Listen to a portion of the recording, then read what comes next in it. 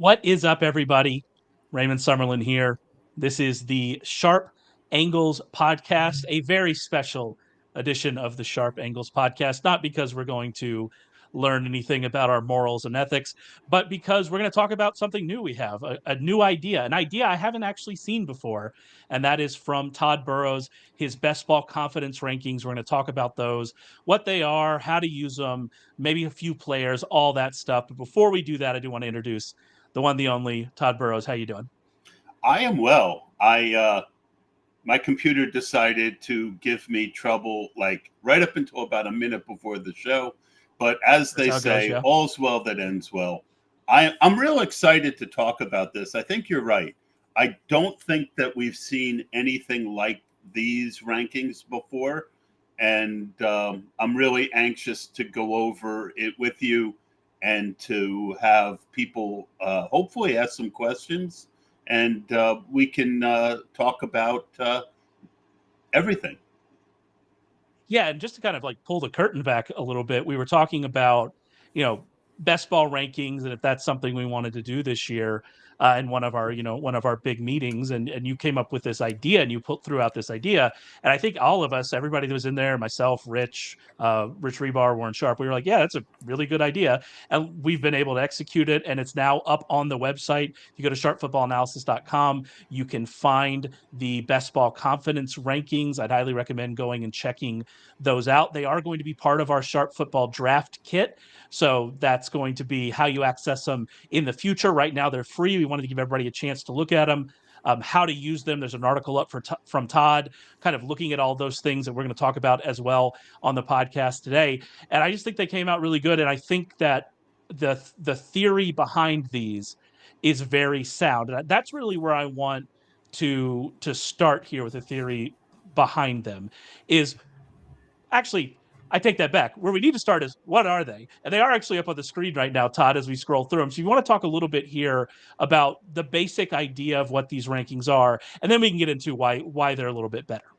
Yeah. So um, I've, in the old days, as I mentioned in the article, everyone had these magazines. At the back of every magazine was the rankings. You'd bring them with you. They'd be 6 weeks old. And, there was always three or four guys in the draft who used them like gospel. Well, Yep. fantasy rankings really haven't changed that much. And best ball is a completely different animal anyway. So the concept behind the best ball rankings and how to use them is I wanted to give some subtlety to the rankings. And so basically what you're looking at is current ADP as of, I think, a day ago that we pulled from Underdog. And basically, when you're on the clock and you're drafting a best ball team, what you're not looking necessarily to draft the next guy up. You're looking to either complete a strategy or find a guy you like. So we wanted to come up with some rankings that would give you more than just player A is after player B. I like player B after player C. And the reason for that is that, you don't get any texture. So basically what you're looking at right now is the cautions. Cautions are guys that I'm not really drafting at ADP. They are guys who, if they slip around maybe two, depending on where in the draft, I would draft. So we have blue.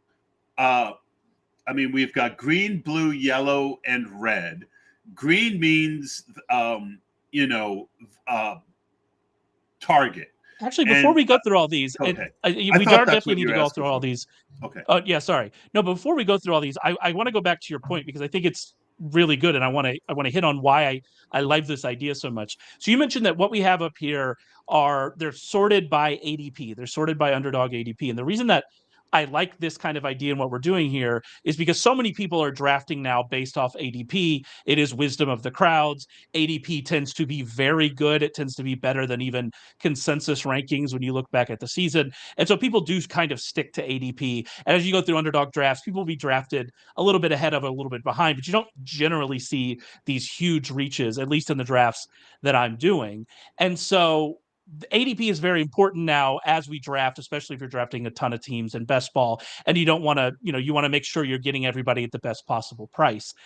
What makes these rankings interesting to me is that what we're doing is not saying I like player A, I like player B, I like player C. At least what Todd's doing, I like player A, player B, player C, in kind of that order. He's saying where this player normally goes in a draft. Do I want to draft this player here? And for most players, the answer is because ADP is pretty good. Sure. And so you'll look through the rankings, and most of them will be ranked neutral, or they'll have no color, because most of them are like, yeah, it's fine. If you like that player, it's fine. But also, what we're able to do is identify players that are values, players that are maybe being drafted below where they should be, players that are at hyper values, those we call those targets, players that are going way lower than they should. You can move them up, you can take them well ahead of where you might need to. And then the opposite side of both of those things, players that are cautions, players that are players you should avoid at their current price. And I think that at their current price is such an important part of this, because that's what separates an actionable thing that you can use from just a list of rankings, right? Because the list of rankings is good. I'm interested in what Rich Rebar, who he likes better, right?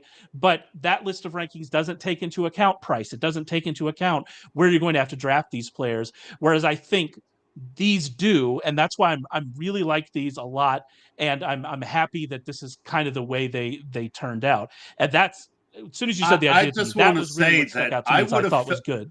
I would have felt like a douchebag doing regular rankings. I just would have. I would have felt like I was taking people's money and not helping them, right? And I come from the school of, we're in this to try and help people, to educate them, and to make them better players, to teach them to fish.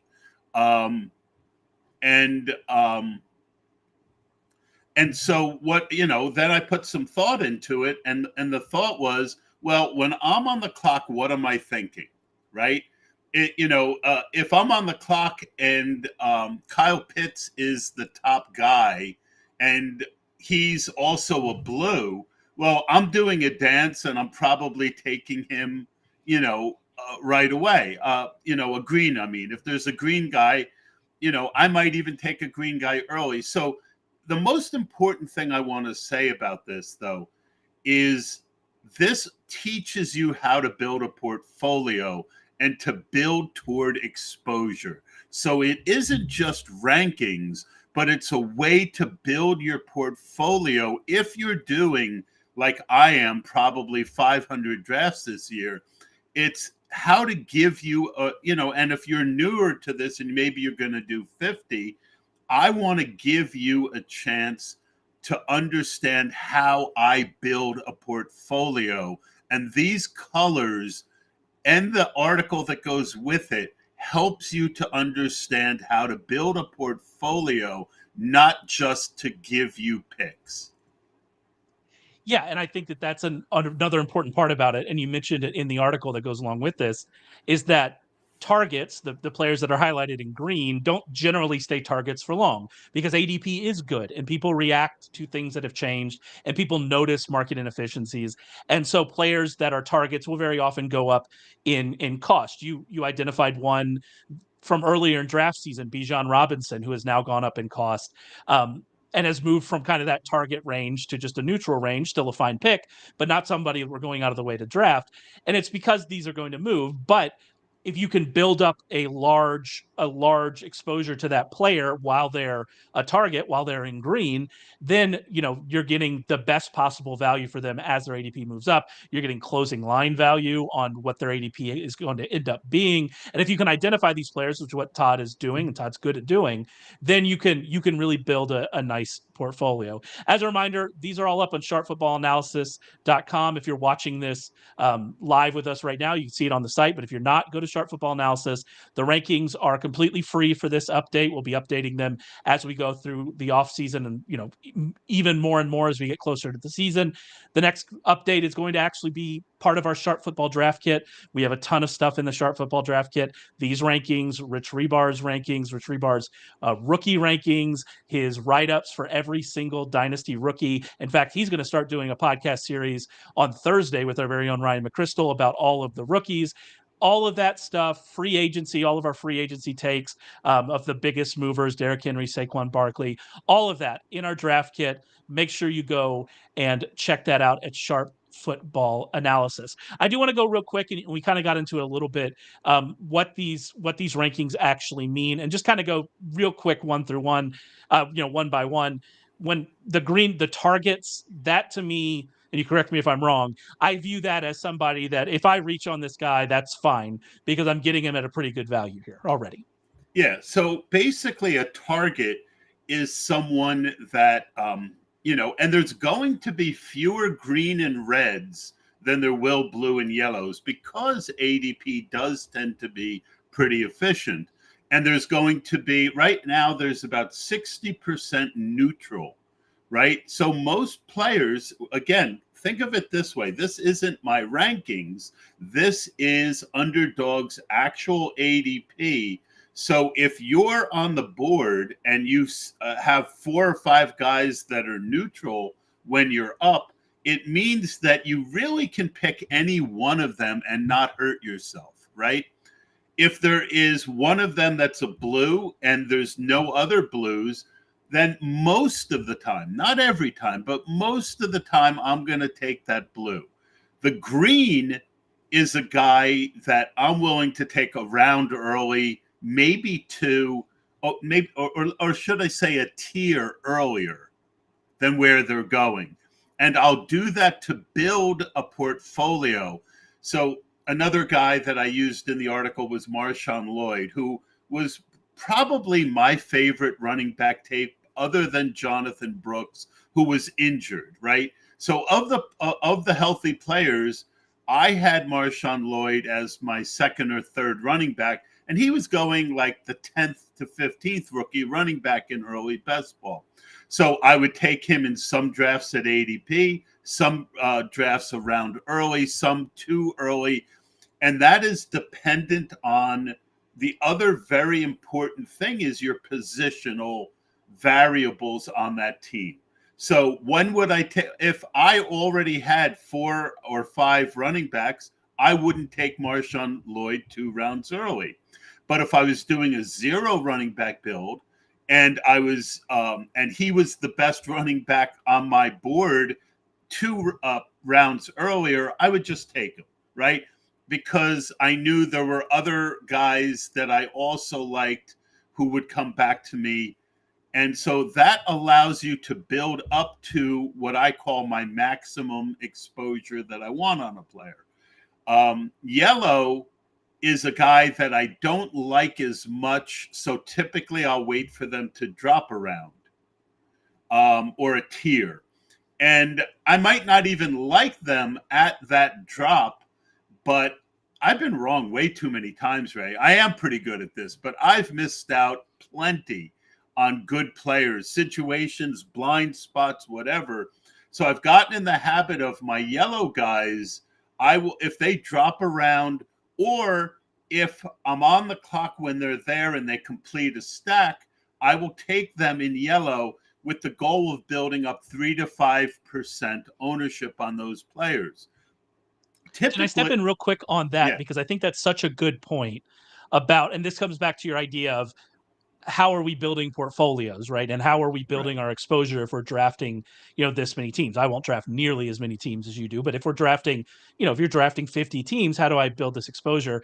And I think that that's an important point of recognizing that you're going to be wrong. We're just all going to be wrong. That's the way that this works. You're not going to be right about every single player. If you happen to be right about every single player in a given year, congratulations, you're going to win $4 million. And I hope that you spend it well. But the reality is that we're going to be wrong about players. We're going to be wrong. We're going to undervalue players. We're going to overvalue players. And so if you're drafting a lot of teams, you want to build that in. And so these yellow players, maybe I don't like them so much. Maybe I don't like these caution players. But if they fall around, I mean, that's value on ADP, and that kind of makes up for me not being particularly excited about drafting them. Or like you said, if they complete a stack, that makes up for that. So yeah, I think that's a really important point of this portfolio building. Yeah. I use the example of Bijan at 9. So he was green to me at 9. I was taking him at 9. I got him at 10. I think I got him at 11 once. I even took him at 3 and 4 and 6. I really was building up my Bijan ownership. And, then all of a sudden he went up to like 7. And if we were doing rankings then, he would have been blue. But now at 5, he's neutral. So, a guy like Puka Nacua, do I hate Puka Nacua? No. But with Kyron Williams and Jonathan Taylor behind him, 2 guys who I consider right now blue, it's really hard for me to take much Puka Nacua. Now, I will, but it's kind of like texture, trying to give texture to the people who are drafting. Nico Collins, a lot of people might be, why are you down on Nico Collins? He's a stud. You'll notice if you go down a little further, you'll notice a little bit more. There's Tank Dell. He's also a caution. And if you go down a little further, you'll find CJ Stroud, also a caution. Well, and there's different reasons for each one. Tank Dell's coming off a major injury. They say it's going well, but they've also been talking about adding another wide receiver to that room. If they add a first or second round wide receiver, those guys are going to be dropping a round or 2. So you can look at this also from another way. And we kind of intimated at it. This is my attempt to guess where people's ADP are going to be in the future.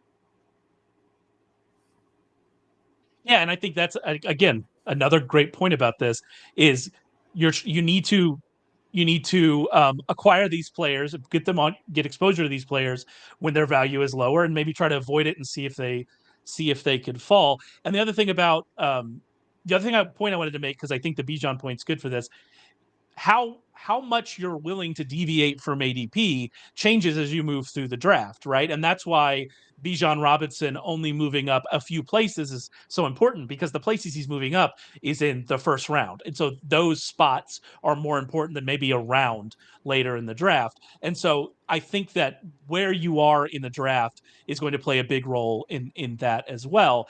And then the last thing, and I know you mentioned you want to talk about this, I when we're looking at these kind of avoids, and if we're thinking about these buys, and you mentioned it a little bit with Lloyd, team construction and where you are in the draft and what you've done before then is going to play a large role, because it might just be that an avoid player is the best player left at a position that you need to target. And if that's the case, that's where you are based on your roster construction. And so roster construction, that's going to play a big role in this as well, right?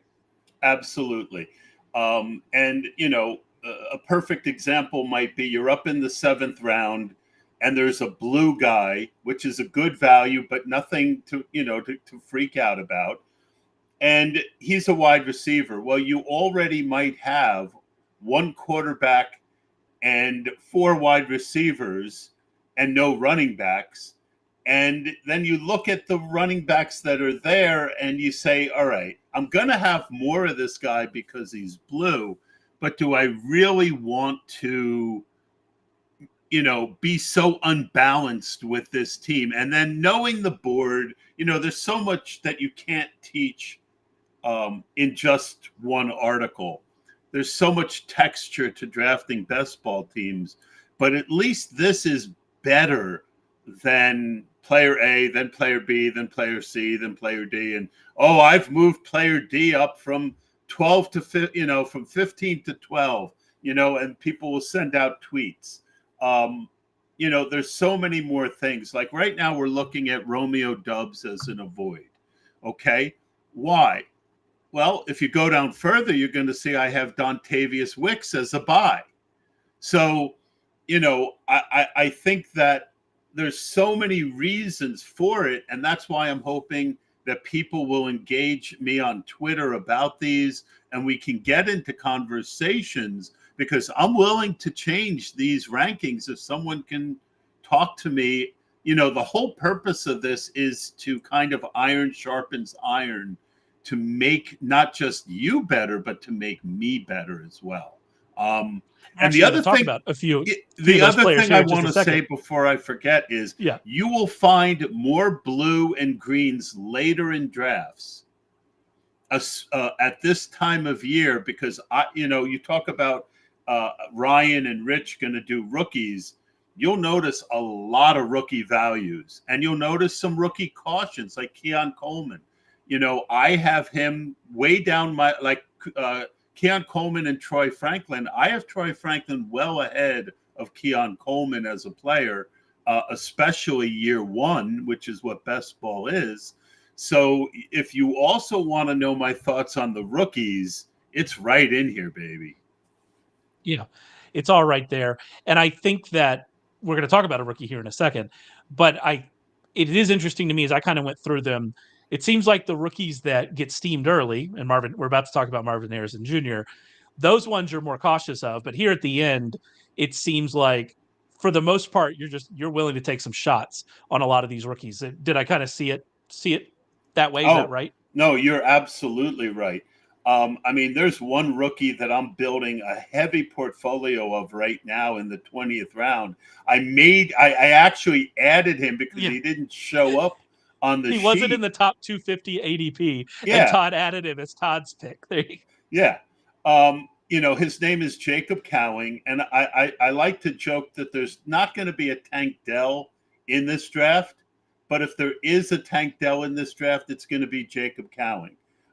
Everything that I liked about Tank Dell last year, his tape, and I didn't even watch Tank Dell's tape till after they drafted him, and I saw the blurb on where CJ Stroud pushed for Tank Dell. Um, yeah, I'll talk about Xavier Legette if you want. I want a boat. And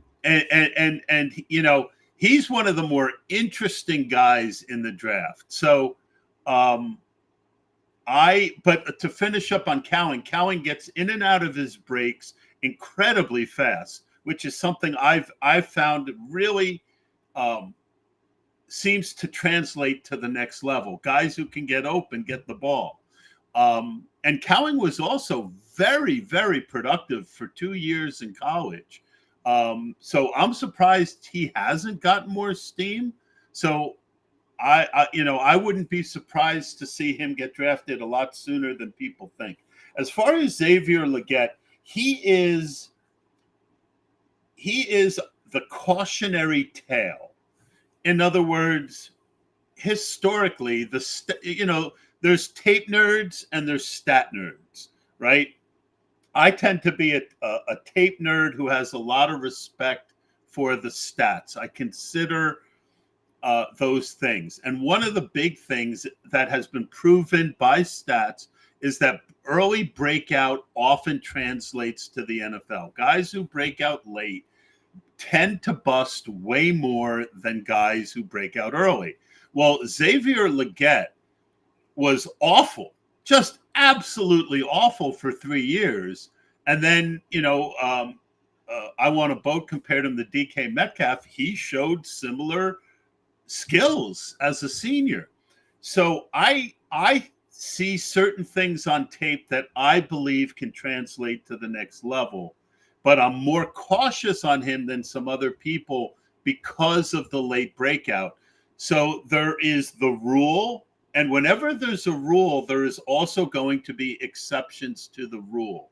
And I find that the stat guys sometimes will cut off their nose to spite their face because they're right most of the time. But I think Legette could be what they call an outlier. Yeah, I think Rich put it. So Rich wrote the pre-draft rookie rankings, which are also in the Sharp Draft Kit, which you go check out. These rankings are going to be a part of that as well. And he wrote a part. I wanted to find it. I have it here. And he says we have to be honest and question that if it were not for the added eligibility based on COVID, would Legette have even been invited to the combine or on anyone's radar? And I think it's a fair question. I think it's a fair question that points out some of the perhaps inadequacies in how we do this whole process. But I think that the other kind of part of this is that we we have to pay attention to breakout age because it's important. We have to pay attention to the fact that he was 23 or something like that. I believe he's going to be one of the older receivers coming into the league. And so there's a lot going on with Leggett. I'm not a rookie guy. I'm not He watching a bunch of also tape, but caught I a did lot find of that screen very passes. interesting. He also caught a lot of screen passes, and that's another kind of negative thing. I'm going to look forward to Matt Harmon thought on him. Because a lot of times what I see on tape, Matt Harmon is able to quantify. And one guy we kind of disagree on is Rome Odunze. He likes him a lot. I don't have him as high as others. We also got another question from I Want a Boat. Do I like Spencer Rattler I also would at like all? a boat, to be honest. Um, I, I'm also interested in owning a boat. So I, we're on the same page with that. I'm as large as a boat. Anyway, Sometimes I am as well. Yeah. so I tend to only watch players who I think are up pre-draft, who are going to be important for best ball. I have not gotten a Spencer Rattler yet, so I don't have an opinion. I didn't watch Bo So Nix yet. Spencer Rattler is what I would say, and I actually had a good conversation about Spencer Rattler with Eric Froton after the combine. And Spencer Rattler is such an interesting kind of profile because he was such a high profile recruit. It obviously didn't work out at Oklahoma. He goes to South Carolina and there are ups and there are downs. When he showed up at the combine, and this is this is kind of what got us talking about, hey, he didn't look to be in the best shape at the combine, which makes you worry. But from a talent perspective, and you go back to his ratings when he was coming out of high school, from a talent perspective, it's definitely there. And a team is definitely going to take a shot on him on day 3. Like, I'd be surprised if that doesn't happen. And, who knows, right? But we could, is he going to be relevant this year in best ball? I mean, that would be shocking. But yeah, I mean, who knows? The talent is obviously there. But I do worry that he's going to be another one of these. Who was that Ole Miss quarterback, Kelly, that everybody tried to make a thing Isn't for he a while? I do still in worry like one of the minor leagues or something? Well, something like that. I look at it like this. I draft far less pre-draft than I do post-draft. I have something like less than 50 drafts in right now.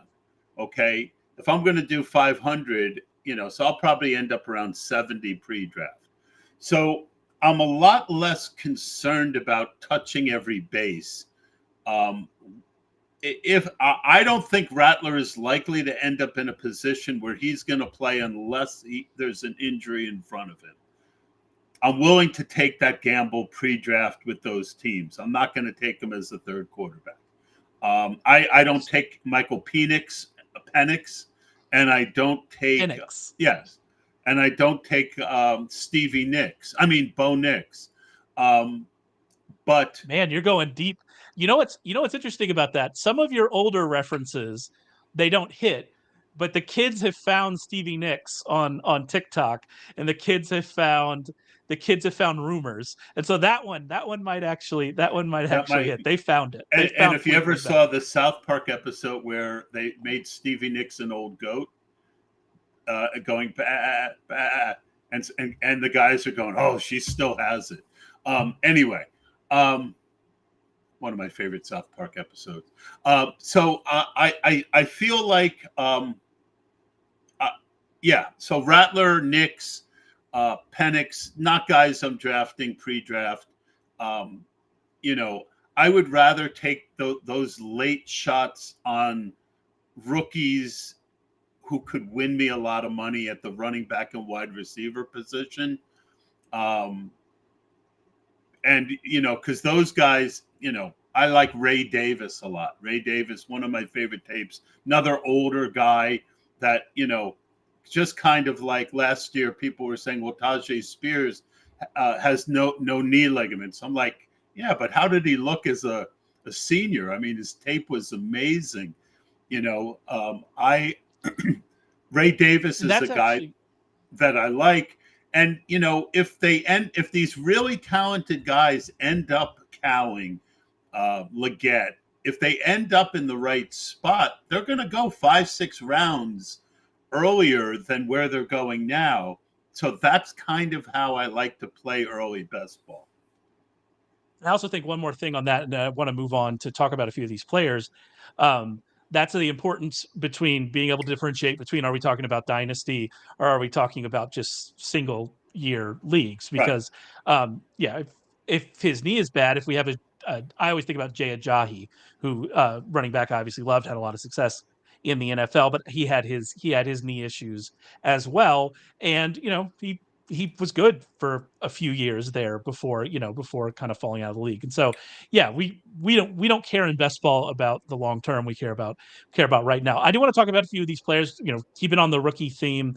One of the avoids, I believe actually your first avoid in the rankings, is Marvin Harrison Jr., currently going as a wide receiver 10, around pick 18 in underdog drafts. I wanted to start with this one because I don't necessarily agree with it, and I think it's an interesting conversation to have.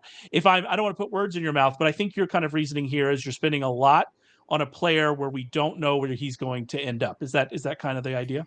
I don't like drafting players at their ceiling when I don't even know what their team is. Say Marvin Yeah. Harrison comes out and he does everything that you think he's going to do. At best, he is going to be, where he is now, right? It's very, very, very unlikely that he comes in and pays off a first round value. Well, I would rather take somebody who has a little bit more certainty. And to me, that's, so, on Twitter, the big argument is Malik Neighbors or Marvin Harrison Jr. For me, I like Malik Neighbors as much as I like Marvin Harrison Jr. So I'm going to take Malik Neighbors, right? A round and a half later. I don't have him as a buy or a value, a target or a value, but I do think that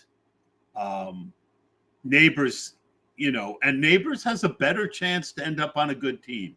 So if Marvin Harrison ends up, and again, this goes back to my I'm not drafting all that much now. If Marvin Harrison goes pick 4 to Kyler Murray and Arizona, where do you think that's kind of the best case for him? Where do you see that doing to his ADP? I mean, that to me, that is the best case scenario for him. They do not have any wide receiver. Well, that's not true. They have Wilson, but their wide receiver situation is not great. Kyler Murray is there. I would love that for Marvin Harrison. Do There you are people think it that would would maybe move send him. up? Do you think it would move his ADP up though? I don't actually, and so I Right. know why. But here's my bigger point, and this I wanted to use this to kind of illuminate the difference between some of these. If you had him as a caution, I wouldn't have had any problem with that. But as an avoid, at that point, you're never going to end up with him on your roster, at least right now. And I don't think that he's at that point because I don't think there's any way he doesn't end up in a situation where they need him, right? Let's say he ends up with the Chargers, which I don't think is going to happen based on everything we've seen from them and who Jim Harbaugh is and who Greg Roman is. But let's say he ends up with the Chargers, then he's just got Quentin Johnston and Josh Palmer there. And obviously, has Justin Herbert. They're going to be run heavy, but that's still a good situation. We mentioned Arizona's a good situation. The Giants, we still don't know about Darren Waller. He would be easily the number one there. Is the offense probably isn't great, but he's still the easy number one. If someone's trading up to get Marvin Harrison, then that is generally an indication they really needed a wide receiver. And so there are bad outcomes. Like if he ended up at Chicago, if Chicago really wants to build on offense, that would be a bad outcome. Maybe they see Keenan Allen as a more of a 1-year rental and they want to get somebody in there to for more of a future look. Or maybe he ends up with the Jets and kind of a similar thing with Mike Williams. And so there are bad outcomes, but I think that the most likely outcome, he's going to end up in a spot where he's the clear number one. And if we go over the history of wide receivers that are drafted this highly, they get opportunities in year one almost always, especially over the last 5 years. No wide receiver over the last 5 years been drafted in the top 10 has got fewer than 100 targets. If you go back 10 years, the average is 95 targets as a rookie for people drafted in the top 10. If you take out the only two clear busts in there, which are John Ross and Kevin White, that total goes up to 110 targets per game as a rookie. And so, I mean, there's always the opportunity that Harrison busts. There's always the opportunity he doesn't get to a good spot. But I think most likely he is going to be the wide receiver one on his team wherever he goes and is going to get funneled targets. And I think that's probably going to work out for him. And so if you called him a caution, I'd be like, yeah, he probably priced a little high. But avoid is like, I'm never going near that guy. And I think that there's many more pathways to it working out for him than not working out for him is kind of the way I'm viewing it. Yeah, and I think that's very fair. I almost switched him to caution at last minute for all the reasons that you mentioned, but I haven't drafted him to this point, and Fair enough. we were doing the article, so I left it as red. One of the key points that I make in the article is that you'll very rarely see a red in the first two rounds. So I left him there to kind of be an example of one of the few situations where I would just full fade. I'm not doing that many drafts. If this was post draft,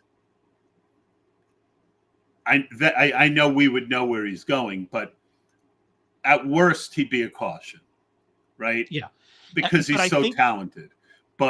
And there's also only Davante Adams in that area is blue.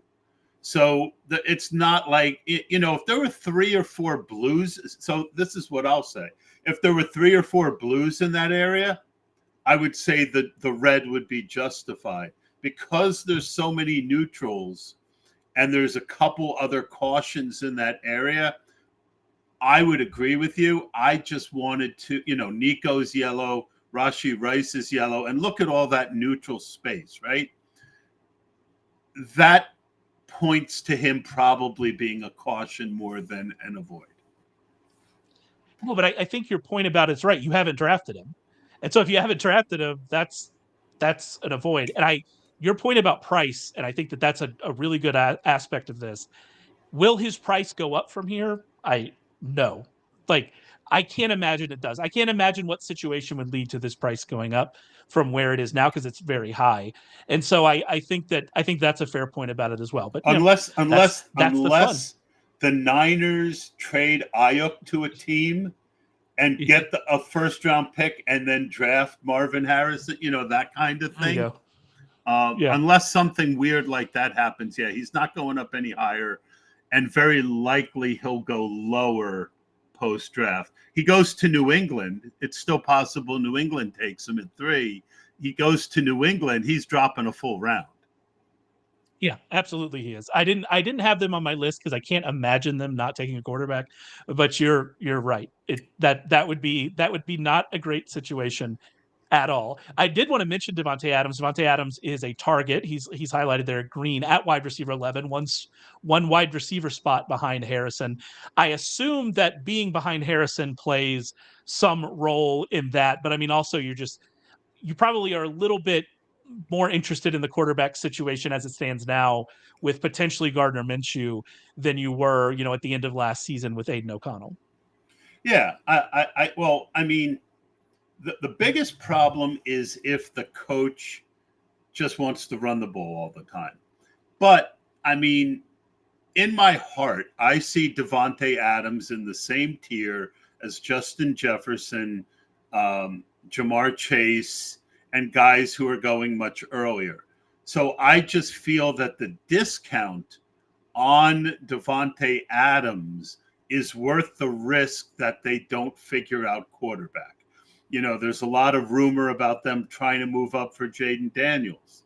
And the other thing about Davante Adams, remember, best ball spikes are so important in best ball. And Davante Adams has been a human spike week for the last 5 years. He can, if you take Davante Adams and you pair him with any of the top 5 guys, and both of them hit a spike week at the same time, there's almost nobody who's going to catch you. Yeah, absolutely. And I do think so. Adams was 18.9% of his targets last season were off target, which was the 10th highest rate among qualifying receivers. I don't think so. Here are some outcomes for the Raiders quarterback situation. Gardner Minshew starts, which Gardner Minshew wasn't outstanding last year. He was 21st among 32 qualifying quarterbacks, an off target rate. That's better than what we saw from the Raiders last year. O'Connell starts, which likely means he beats out Gardner Minshew, which likely means that he has improved, which would mean you maybe see some improved quarterback play. Or like you said, they find a way to acquire another quarterback, whether that is a rookie or someone else. And all of those outcomes would be good for Devontae Adams, who, by the way, Jacoby Myers was there, and he still had Devontae Adams still had a target on 30% of his routes last year. And they haven't made any, massive additions in that respect either. And so And everything Josh Jacobs is gone. That I and know Josh they Jacobs like is gone. Zamir White, but there's a chance they pass a little bit more.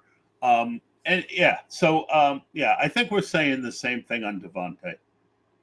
Yeah, I like Adams. I like where he's going. I mean, the worry about him is valid, but I definitely like where he's going. Let's talk about a caution here, a yellow with Dalton Kincaid, and he used Kincaid to kind of make a point about these cautions about the stacks. If you have Josh Allen, then Dalton Kincaid's not a caution at his current price. He's just kind of a neutral pick, right? Because we're talking about adding that value in other ways if we're a little bit worried about how they're priced in ADP. Yeah. So first of all, with Dalton Kincaid, I a much more prefer Trey McBride a little earlier, Mark Andrews, the Pitts a little later. The reason I'm not on Dalton Kincaid is I feel that I can get what I'm going to get out of him either better a little earlier, or just as good a little later, right? So that's the kind of guy that is a caution, right? He's Yeah. not a great value where he's going. There's a lot of so cautions to me often suggest that the market, the field, is assuming too much, either positive or negative. In this case, positive. They're assuming he's going to take the next step. Well, he did for a while when Dawson Knox wasn't there. When he was hurt. Well, guess who's there? Dawson Knox. Shakir, slot guy. Who is that? The guy that they Curtis signed? Samuel. Curtis Samuel, slot guy, right? So Dalton Kincaid is going ahead of Kyle Pitts. And, he's going to have a lot more trouble paying it off. So, but if I've got Josh Allen and I'm on the board and Kincaid is the top guy on the board and Aaron Jones, Joe Mixon, Alvin Kamara, and Kyle Pitts are all there, I'll pass on the value in that draft to make the stack, because the stack makes up the difference of what I gave up. So overall, I'm now neutral, and it gives me the opportunity to get Dalton Kincaid at ADP instead of waiting for him to drop, like I write about in my article. And that is, again, you have to factor in all the factors of value, and stacking adds a value to a team. But sometimes people overvalue that stack. And this is a case where I'm willing to, it gives me the opportunity to build some ownership on a guy in case I'm wrong about him. And I think your point about about Shakir and Curtis Samuel and Dawson Knox, I think that's a very good point. What I find interesting about the Kincaid just kind of profile in general is what we saw after Joe Brady took over is we saw him get used more down the field. I mean, early in the season, he was being used so much around the line of scrimmage. They were low upside targets. He was getting he had 4.2 air yards per target before the offensive coordinator change. After that, he averaged 8.3 air yards per target. It was a massive shift that we saw. We saw him get used down the field, something that he is able to do. And replacing Gabe Davis with Curtis Samuel, now we'll see what they do in the draft. I have to assume they're going to be trying to add some wide receivers in the draft. There are lots of good wide receivers in the draft this year from what I've, what I am told by people I trust about the draft. So It's a they very could deep add wide somebody receiver draft. very deep. But as it stands right now, they have Curtis Samuel and Khalil Shakir, and neither of those players is really equipped to kind of take on what Gabe Davis was doing. And if Dalton Kincaid can be used downfield more and they're interested in using him there could be the opportunity there. And if I'm making an upside case for Dalton Kincaid, aside from just being attached to Josh Allen, right? But if I'm making an upside case for Dalton Kincaid, that's where I'm looking for him. And we'll see what happens. But like you said, if I'm getting him but either below where his ADP, his draft cost, or if I'm getting him attached to Josh Allen and kind of negating some of that value loss, what I perceive as value loss, I'm also insulating myself from that upside of being wrong about Dalton Kincaid. Right. Well, now I'm insulating myself from that upside. Well, again, we're talking about assumptions, right? Yeah. ADP knows that they might add a wide receiver, but until they actually add the wide receiver, ADP doesn't reflect it. Okay? So, a wide receiver I like more the consensus that would fit the role of Gabe Davis is the Oregon guy, Troy Franklin. I think he's better than just a deep threat. But end of the first round, Troy Franklin to the Bills, I would guess that Dalton Kincaid drops around, right? Round and a half. Also, I feel that tight end is going way earlier than it has in the past. So in general, there's a lot of things that have pushed up Dalton Kincaid that could kind of slip back where I can get my ownership of him later. And that's the kind of guy that I put a caution on. One more guy I wanted to identify here, and that's Breece Hall, which you have marked as a value. He's currently going as the RB3 is 6.4. I found it interesting that you had him as a value. To me, that suggests that you think it's possible he finishes as just like the overall RB1. Am I right in that assumption? You think that's within the realm of possibilities? Yeah, absolutely. He's also could be a human spike week. Right. Yeah. But really, the reason I have him as a value is because I really feel running back falls off after him. Right. Yeah. I think he has a floor that Gibbs doesn't. So the next running back up is Gibbs. So I think, can you pull ADP back up and go to the top of the draft? Yeah, so if you look at Breece Hall, I do like Kyron Williams. I didn't at first, but they added so much offensive line help that I think he's a value. I do like Jonathan Taylor. But Devon Achane and Barkley are, I mean, I could put caution on either one of those guys. I didn't. But that has as much to do with that kind of overall lack of blue in that area that I pointed out earlier. But the Breece Hall blue was more my way of saying, don't let this guy, I'm not going to take him ahead of Justin Jefferson. I'm not going to take him ahead of Bijan or Jamar Chase. But I think that, some people are taking him, Amon-Ra ahead of him. Some people are taking Puka ahead of him. Don't do that.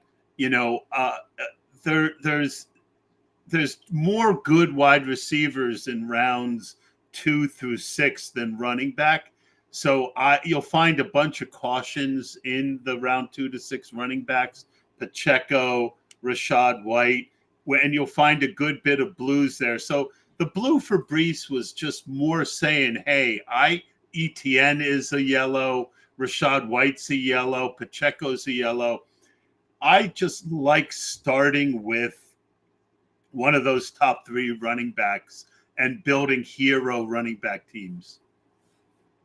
So that's interesting. So that's a lot about then team construction of saying that if I'm going to be drafting around where Breece Hall is going, then based on what will be available to me later in the draft, I'm going to be excited to leave this area with either, with Bijan Robinson or with Breece Hall, and kind of building out from that way. That's a very interesting way of kind of looking at Yeah, that. I can't. The article could never be big enough for me to put all that kind of information in. Sure. So by making him blue and giving him that little bit of a boom, that was my way of doing it. And again, so don't assume that you know exactly what these colors mean. If you don't know why a guy is a certain color, feel free to ask me on Twitter. And if you want $5 off on the draft kit, you can use the code BestBallNFL for $5 off the draft kit. I got that dropped on me by Jack Renkin like right before our pod tonight, and I thought I would throw that out there. So, but yeah, you're breaking news to me. I didn't know that one. So there you go. I went to him today and asked for it. Oh no, I did ask for it in the draft room, and he came in and threw it. No, I saw it. Yeah. So don't assume you I'm giving you in the articles the more popular reasons why people are certain colors and how to handle them. But if you don't know why a guy is a certain color, always feel free to hit me on Twitter, and I'll give you more texture behind it. That's Todd just hit on. These are all going to be part of the draft kit. Hit us with that promo code again. What was the promo code you got? Best Ball NFL, and I will be using your Twitter handle. I Run to Daylight podcasts going forward. I want you guys to get these. Everyone knows just how smart Rich Rebar is. Lord Reeves is the goat of goats with this stuff. I love having him on my shows because he always makes me think. And so get the kit, save yourself $5, get my confidence rankings, make Ray's life easier. The more of these kits we sell, the happier Ray will be. And I would appreciate it as well. Thank you. So actually, I think you'd make my therapist's life easier. I think that's how that works. Remember the draft kit, the Sharp Football draft kit over at sharpfootballanalysis.com. Go and check that out. If you're watching us live, there's actually a QR code on the screen. You can find links in the description. Make sure you check that out. We also have a ton of draft stuff coming out. Rich and I have actually started our Team Need series. Those are going to be posting every single weekday up until the draft. So check those out. We're going to have Rich is going to be talking about Dynasty Rookies with a lot of very interesting guests over the next few weeks. I'll be talking with Ryan McChrystal about his big board for the draft, which is also coming out this week. We have a ton coming up on the website, on the podcast feed. Make sure you subscribe, bookmark, and check it out. And we'll be back to talk with you real soon.